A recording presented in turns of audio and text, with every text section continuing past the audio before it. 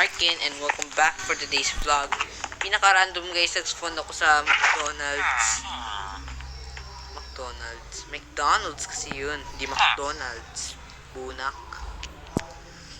Filipino accent kasi yun guys. At tinan mo guys, tapos na pala ang ano kasi tawag dito? Renovation sa isang entrance ng isang supermarket. Grabe ng blow up no guys. As you can see, napakaganda guys. Still alive kahit paano. Kahit ilang years na dumaan, still alive pa rin talaga.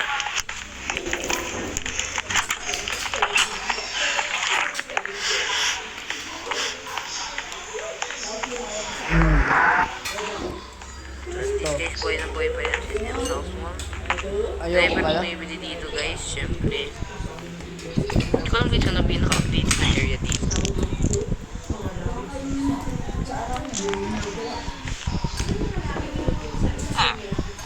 Light ko kaya apple ko. Okay guys, thank you guys.